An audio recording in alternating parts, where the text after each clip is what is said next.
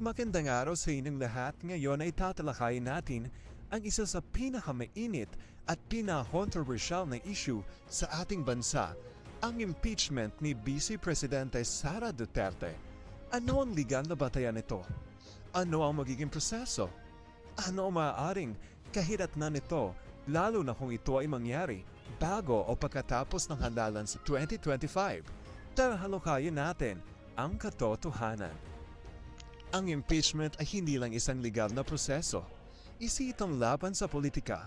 Sa araw na ito, aalamin natin kung paano ito gumagana, kung paano ito makakaapekto sa ating bayan, at kung paano ito magpapabago sa landscape ng ating gobyerno bago ang susunod na halalan.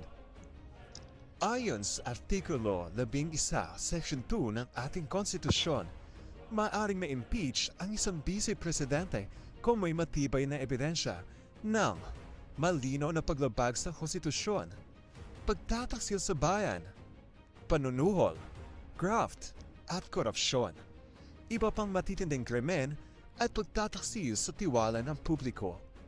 Malalaking paratang ito, pero tandaan, kailangan may sapat na ebidensya at dumaan ito sa tamang proseso. Nagsisimula ang impeachment sa House of Representatives kapag inaprubahan ng 1/3 ng mga miyembro ng reklamo, dadalhin ito sa Senado para sa paglilitis.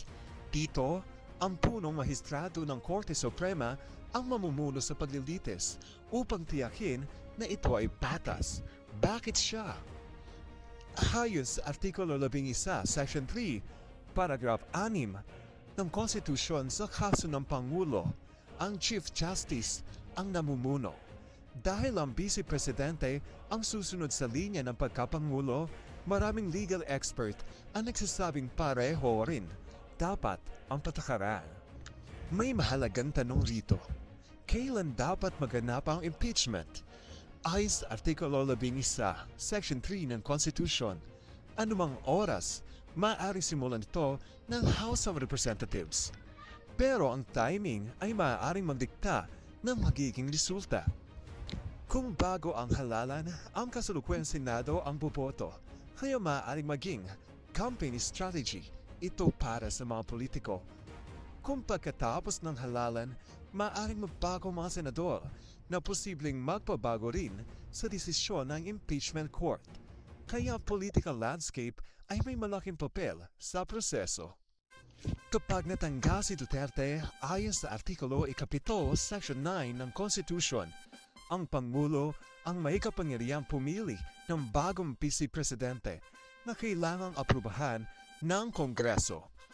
Kung mapatalsik siya, maaari hindi na siya makatakbo sa halalan 2028, kaya siguradong malaki ang magiging epekto nito sa politika.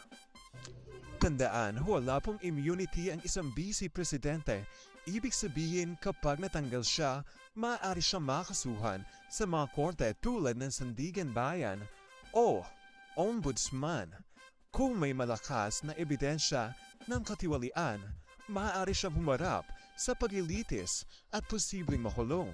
Hindi lang ito impeachment, ito ay isang laban para sa hustisya at pananagutan. Sa pagtatapos ng ating talakayan, nais kong tanungin kayo, ang impeachment bang ito ay isang hakbang para sa hustisya o isa lamang estratehiya ng mga politiko? Ano man ang pananaw natin, isa lang ang sigurado. Ito ay magpapabago sa hinaharap ng ating bansa. Maraming salamat sa inyong pakikinig. Ano ang opinyon niyo tungkol dito?